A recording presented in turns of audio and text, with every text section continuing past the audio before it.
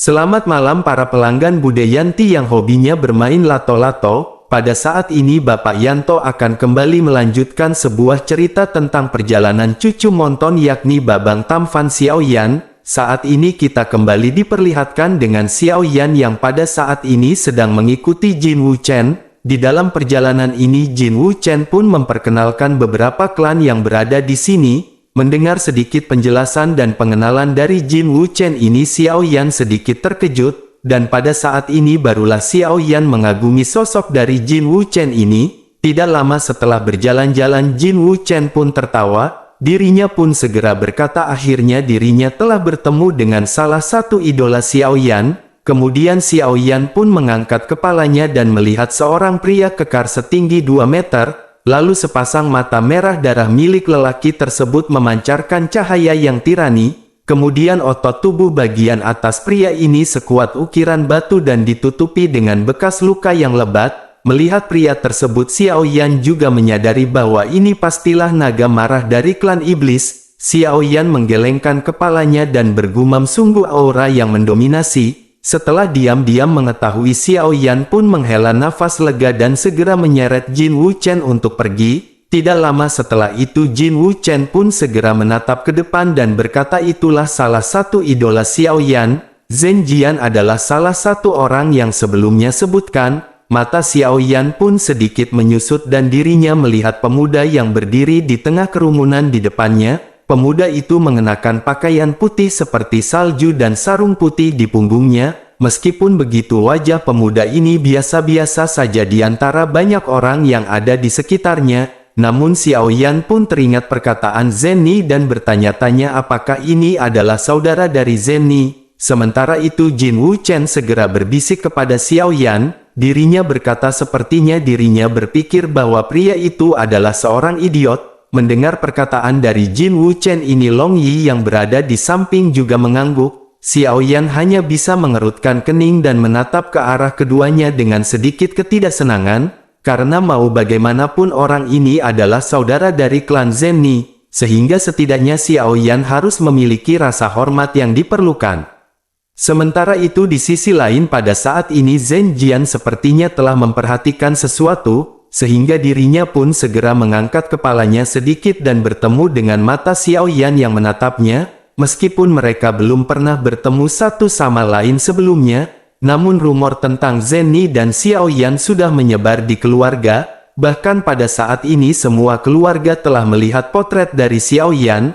Oleh karena itu dirinya langsung menganalisis sosok Xiaoyan. Zhen Jian pun berpikir sama sekali tidak salah karena ini benar-benar orangnya. Lalu kelembutan di mata Zhen Jian pun segera menghilang tanpa bekas. Matanya segera menusuk tajam ke arah Xiaoyan. Melihat tatapan tersebut mata Xiaoyan pun menyusut dan api surgawi samar-samar melonjak di kedalaman tubuh Xiaoyan.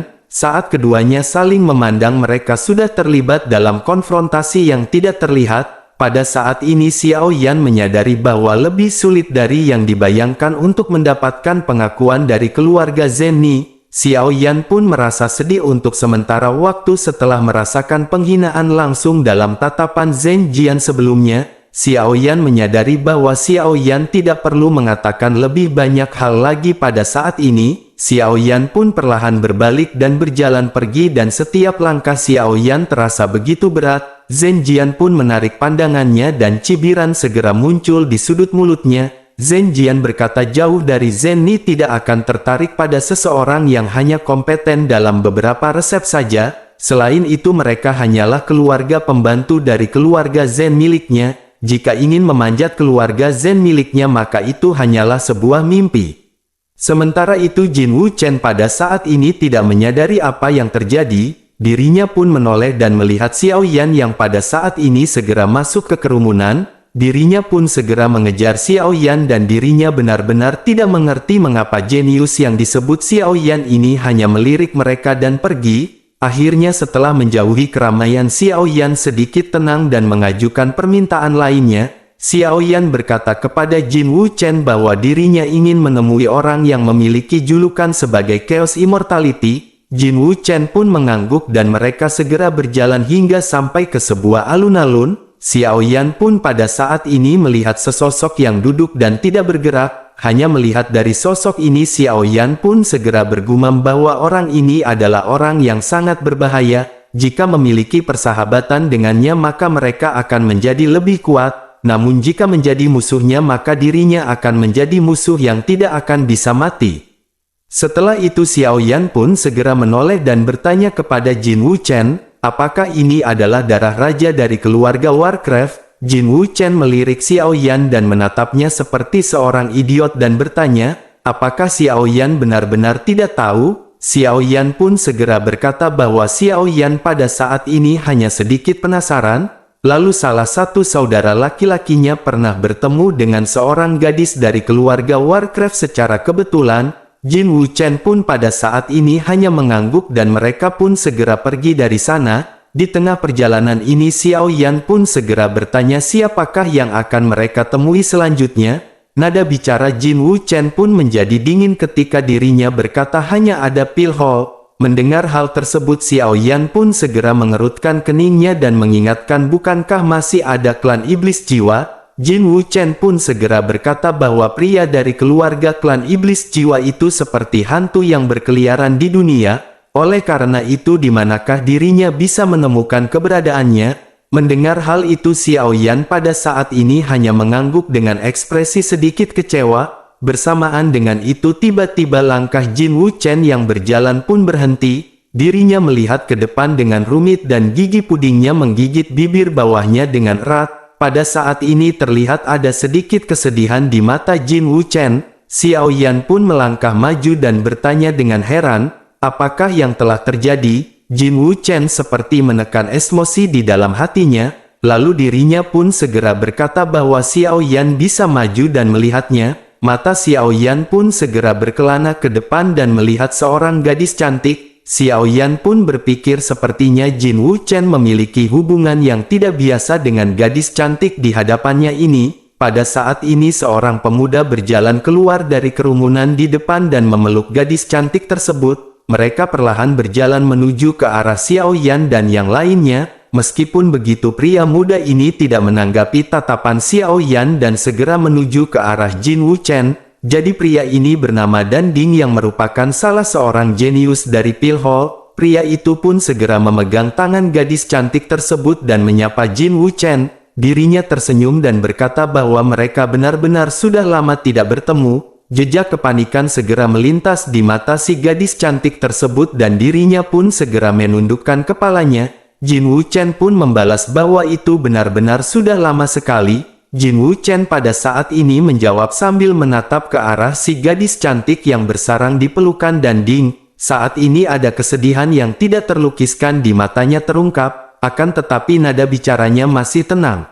Di sisi lain Dan Ding pada saat ini tertawa dan berkata, dirinya tidak pernah membayangkan Jin Wuchen yang berada di Usulin Feng saat itu akan berada dalam keadaan putus asa. Setelah itu Dan Ding pun segera berkata kepada gadis cantik yang bersamanya, dirinya berkata untung saja si gadis tidak mengikuti Jin Wuchen, karena jika tidak maka si gadis akan kehilangan muka dan menjadi pengemis. Dan Ding pun seketika tertawa dengan gembira dan mengangkat tangannya untuk membelai wajah mulus si gadis. Seketika ekspresi sombong muncul di wajahnya dan pada saat yang bersamaan orang-orang yang berada di belakangnya juga tertawa. Lalu gadis cantik itu pun sedikit malu dan pada saat ini dirinya benar-benar tidak berani menatap ke arah Jin Wuchen. Sementara itu Jin Wuchen tidak peduli dengan ejekan semua orang dan hanya menatap gadis cantik tersebut. Jin Wuchen melihat mata gadis cantik yang tidak lagi murni dan ada ekspresi jijik yang menatap ke arah Jin Wuchen.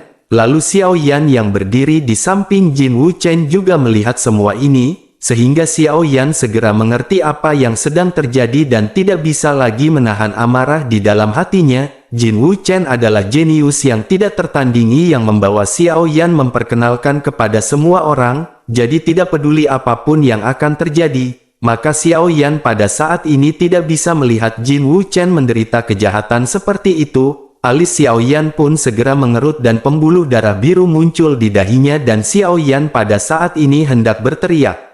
Menyadari Xiao Yan yang akan bergerak, Jin Wuchen melangkah ke samping dan berdiri di depan Xiao Yan. Jin Wuchen pun mengangkat kepalanya perlahan dan menatap ke arah Danding di hadapannya tanpa ekspresi apapun.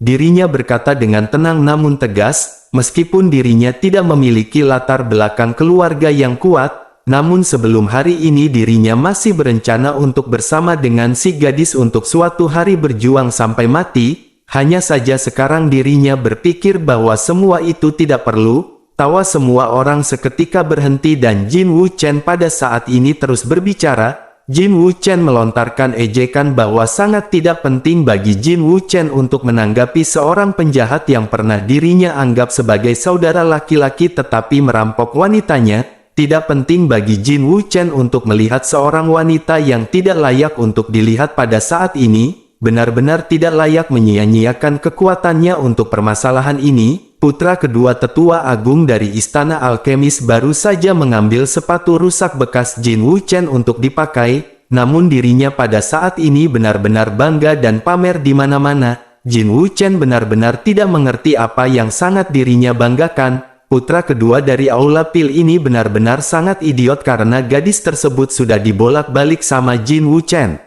Mendengar perkataan dari Jin Wuchen ini Danding pun tiba-tiba menjadi seperti bebek beku. Dirinya benar-benar terdiam dengan sudut mulutnya yang monyong hingga tidak bisa mengucapkan sepatah kata pun. Sementara itu Xiao Yan pada saat ini tidak bisa menahan diri untuk mengagumi perkataan dari Jin Wuchen. Xiao Yan pun berteriak bahwa ini benar-benar hebat dan sangat menyenangkan. Xiao Yan merasa bahagia karena perkataan yang baru saja diucapkan oleh Jin Wuchen ini benar-benar mantul alias mantap betul. Sementara itu Danding pun tertegun untuk waktu yang lama sebelum akhirnya perlahan-lahan pulih. Wajahnya seketika menjadi merah gemetar, lalu dirinya segera mendorong gadis cantik di pelukannya dan berteriak dengan marah ke arah Jin Wuchen. Dirinya berteriak bahwa dirinya akan membunuh Jin Wuchen pada saat ini. Dirinya pun segera melambaikan tangannya dan bergegas memukul ke arah Jin Wuchen.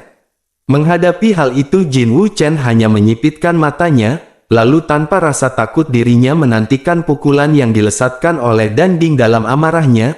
Hal ini karena aturan yang diterapkan di sini adalah mereka tidak boleh saling bertarung. Lalu mata Jin Wuchen mulai berbinar dan semacam kesenangan tiba-tiba muncul di hatinya. Karena akan melihat musuhnya akan menderita setelah pukulan ini mendarat. Namun bersamaan dengan itu sebuah suara segera memerintahkan mereka berhenti dan Danding tampaknya sangat takut dengan suara ini. Sehingga dirinya dengan bersusah payah menekan emosi di dalam hatinya. Dirinya pun segera menghentikan serangannya kepada Jin Wuchen. Lalu sementara itu Jin Wuchen pada saat ini menghela nafas dan menggelengkan kepalanya. Dirinya menyesal karena sangat disayangkan hal itu benar-benar tidak terjadi. Sementara itu di sisi lain Xiao Yan mengangkat kepalanya dan mengikuti arah suara tersebut. Xiao Yan menatap seorang gadis di kerumunan yang berdiri seperti patung. Gadis ini memiliki kecantikan yang menakjubkan dan wajahnya benar-benar mempesona. Xiao Yan pada saat ini tidak bisa menahan getaran yang ada di dalam hatinya.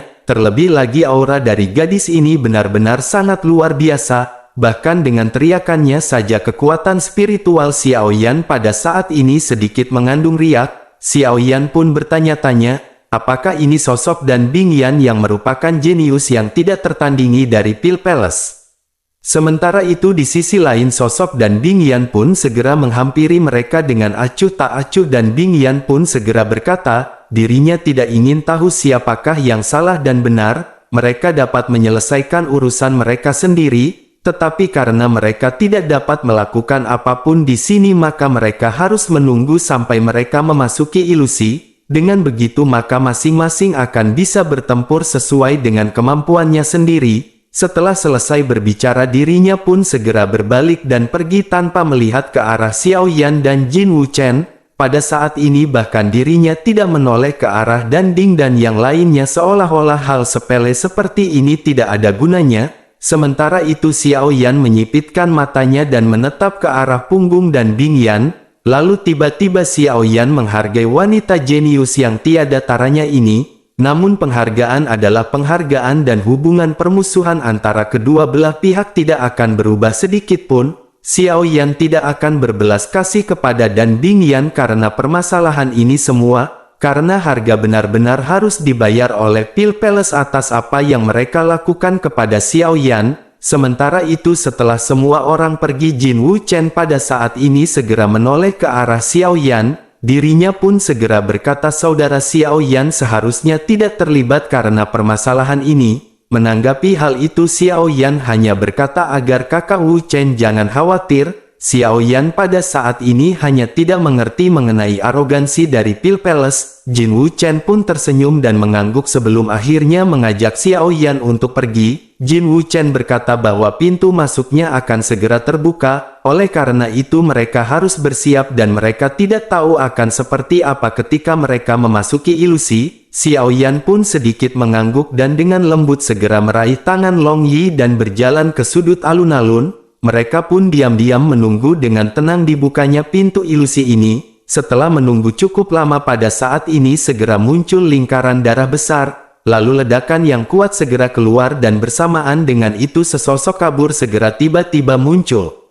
Menyadari hal tersebut Xiao Yan pun menetap ke arah langit dan melihat sosok yang baru saja muncul. Xiao Yan menebak setidaknya kekuatan dari sosok tersebut berada di puncak bintang ketujuh. Selain itu tampaknya dirinya juga pada saat ini ditemani oleh binatang penjaga ilusi. Di sisi lain sosok tersebut pun segera mengeluarkan suara yang dalam yang bergemuruh di alun-alun. Dirinya segera berkata bahwa ilusi hutan raksasa akan segera dibuka. Di dalam ilusi ini benar-benar tidak ada aturan yang mutlak. Semua orang bisa saling membunuh hingga tahap akhir dan ini adalah takdir mereka. Kemudian 10 orang yang paling menonjol akan menerima hadiah yang paling menakjubkan. Setelah mengucapkan perkataan tersebut sosok itu pun segera menunjuk. Lalu gerbang cahaya di platform bundar di tengah alun-alun tiba-tiba memancarkan cahaya biru redup. Setelah itu lingkaran kabut berwarna merah segera muncul di tengah cahaya gerbang. Begitu gerbang cahaya dibuka kerumunan yang telah menunggu lama sekali langsung mendidih. Mereka pun bergegas menuju gerbang cahaya seperti air pasang. Mereka ingin memasuki ilusi lebih awal dan mulai bersiap-siap. Tentu saja mereka harus menemukan tempat yang bagus untuk menyergap ataupun bersembunyi. Sementara itu Xiao Yan pada saat ini tidak buru-buru untuk menerobos masuk. Kemudian Jin Wu Chen pada saat ini memandang ke arah kerumunan dan menoleh ke arah Xiao Yan. Dirinya segera bertanya apakah saudara Xiao Yan tidak ingin masuk lebih awal. Menanggapi hal itu Xiao Yan balik bertanya kepada Jin Wu Chen dengan santai. Xiao Yan bertanya mengapa jiwa hujan ingin buru-buru masuk. Jin Wu Chen segera berkata bahwa jika mereka masuk lebih awal maka mereka bisa mengamati medan. Selain itu mereka juga akan bisa memanfaatkan lokasi yang ada. Menanggapi hal tersebut Xiao Yan pun tersenyum dan bertanya, jika begitu permasalahannya apa yang pada saat ini perlu ditakutkan? Xiao Yan mendengar bahwa setelah memasuki ilusi tempat mereka diteleportasi adalah secara acak. Dengan begitu mereka mungkin tidak akan bertemu dengan orang lain. Terlebih lagi sesuatu yang harus datang pasti akan segera datang. Apapun yang harus dihadapi akan tetap datang untuk dihadapi. Jin Wu Chen pun hanya menghela nafas dan berkata bahwa dirinya benar-benar tidak mengerti dari mana rasa percaya diri tuan ini berasal. Akhirnya mereka pun menunggu kerumunan yang masuk. Lalu saat belasan orang yang tersisa untuk memasuki pintu cahaya, akhirnya Xiao Yan pun segera menarik Long Yi dan bergegas untuk masuk diikuti dengan Jin Wu Chen. Setelah memasuki cahaya ini sosok Xiao Yan dan yang lainnya pun berangsur-angsur mengeras di dalam cahaya, lalu jejak berbentuk bulan sabit samar-samar muncul di dahi mereka. Xiao Yan segera mengangkat matanya untuk melihat ke arah langit karena yang Xiao Yan lihat bukanlah hari yang cerah seperti yang Xiao Yan bayangkan. Justru pada saat ini matahari bersinar terang dan hangat tetapi kegelapan yang luas menyelimuti langit. Di tengah-tengah kegelapan ini ada kecemerlangan yang jelas yang berayun tampak ditutupi dengan lapisan kabut merah. Xiao Yan melihat ke arah sosok yang seperti bulan berdarah ini. Lalu tiba-tiba Xiao Yan menjadi sedikit kesal dan darahnya mulai mendidih. Keinginan untuk menghunus pedangnya dan bertarung secara spontan muncul di dalam hati Xiao Yan. Melihat ekspresi Xiao Yan yang berubah Jin Wu Chen pun segera mengingatkan agar Xiao Yan jangan melihat ke arah bulan itu. Dan baru saat itulah Xiao Yan terbangun dan menarik nafas dalam-dalam. kemudian kekuatan spiritual Xiao Yan beredar dengan cepat menghilangkan denyutan di hatinya, lalu lapisan keringat dingin segera mengalir dari punggung Xiao Yan. Tentu Xiao Yan tidak menyangka bahwa bulan darah ini benar-benar dapat mempengaruhi seseorang. Lalu kelompok Xiao Yan pada saat ini berada di puncak ilusi, sehingga mereka bisa melihat segala sesuatu di depan mereka dalam sekejap. Lalu apa yang muncul di hadapan mereka bertiga adalah lembah besar yang berbentuk cincin, kemudian lembah ini diselimuti dengan awan dan kabut dan samar-samar terlihat, tidak ada binatang ajaib di mana-mana dan tanaman hijau yang subur seperti yang dibayangkan Xiao Yan, karena hanya ada pasir kuning dan jurang yang luas di seluruh langit, lalu atmosfer kematian benar-benar terasa di mana-mana.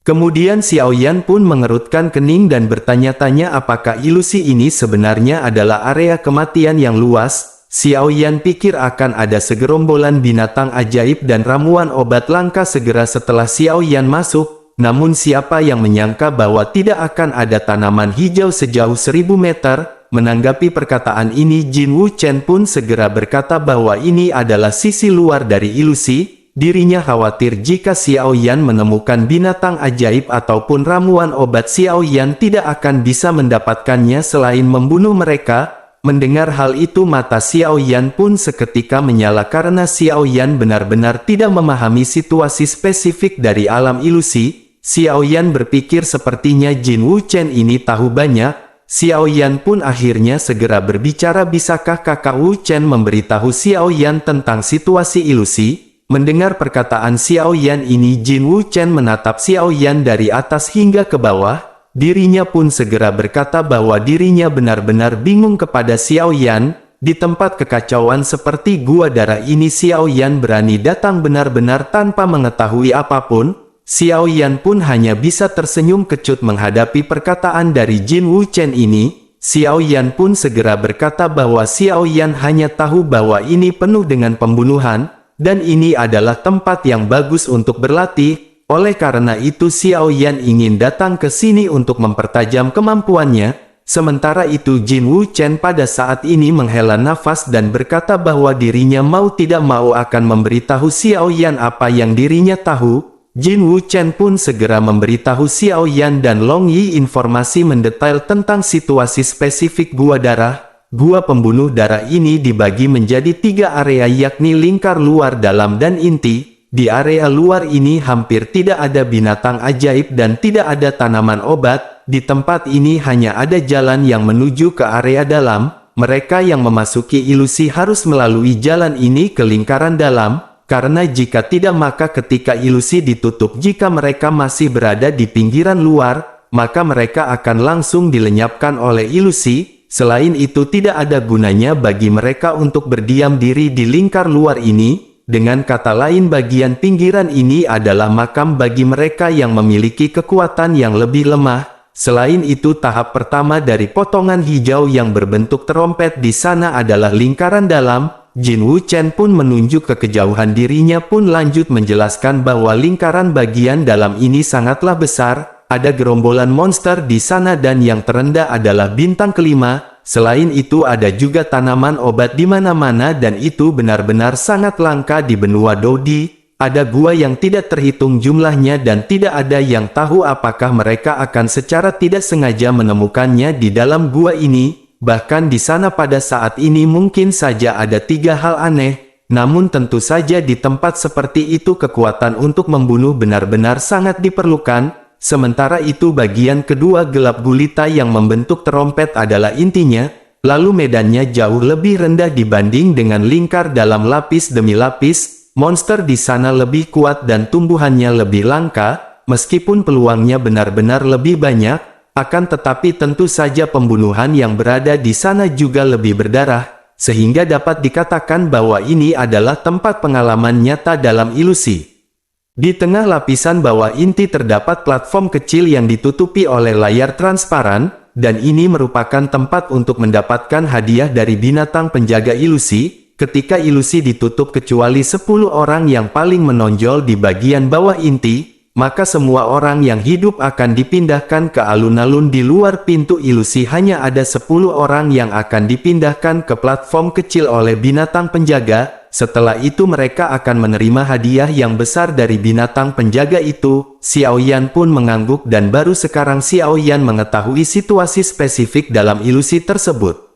Setelah itu Xiao Yan bergumam bahwa ilusi ini benar-benar menarik, karena itu bisa dianggap sebagai pertunjukan yang paling luar biasa. Menanggapi hal itu Jin Wuchen pun menatap ke arah Xiao Yan dan berkata, jika Xiao Yan bisa mendapatkan beberapa inti sihir tingkat tinggi dan ramuan obat langka, ditambah lagi dengan Xiao Yan bisa mendapatkan beberapa harta lain lagi, maka Xiao Yan bisa menjualnya dengan harga bagus dan setelah Xiao Yan keluar maka Xiao Yan bisa dipromosikan menjadi bintang 5 Doudi dengan lancar. Selain itu karena tempat ini disebut dengan gua pembantaian berdarah, oleh karena itu semakin banyak orang yang Xiao Yan bunuh di sini maka semakin luar biasa kemampuan Xiao Yan.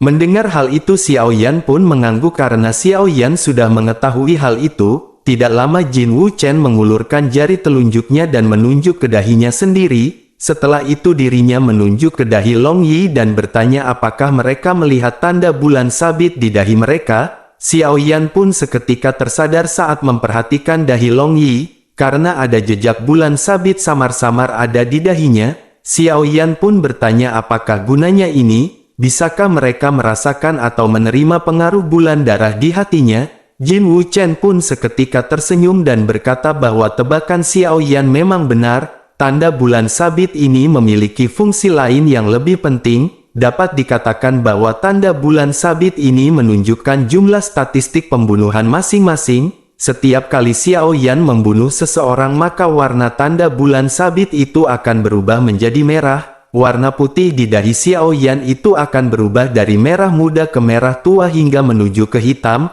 Menanggapi hal itu Xiao Yan pun terdiam. Xiao Yan bukanlah tipe orang yang hobi membunuh. Meskipun banyak orang yang telah terbunuh di tangan Xiao Yan namun orang-orang itu memang benar-benar pantas untuk mati.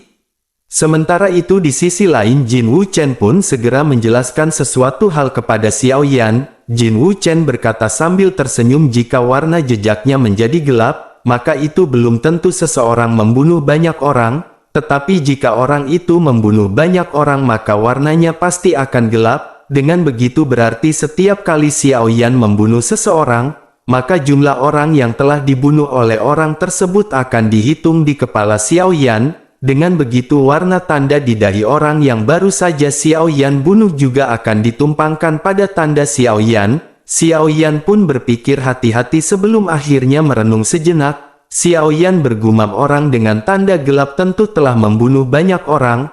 Orang yang telah membunuh banyak orang ini seharusnya benar-benar lebih kuat. Orang yang membunuh orang yang lebih kuat seharusnya dirinya benar-benar sangatlah kuat. Jika begitu permasalahannya maka skema dan performa dari semua ini adalah sama, yaitu orang yang benar-benar menonjol benar-benar akan berada di puncak. Menanggapi hal itu Jin Wuchen pun mengangguk dan tersenyum. Dirinya pun segera berkata kepada Xiao Yan yang terbaik pada saat ini adalah mereka harus menghindari semua orang yang bertanda gelap sebanyak mungkin. Jangan membuat warna tidak di mereka menjadi lebih gelap hingga memancing orang kuat untuk membunuh mereka. Bunuh monster sebanyak yang mereka bisa dan kumpulkan lebih banyak ramuan langka. Tentu saja mereka bisa mencoba keberuntungan dan melihat apakah mereka bisa mendapatkan harta atau tidak.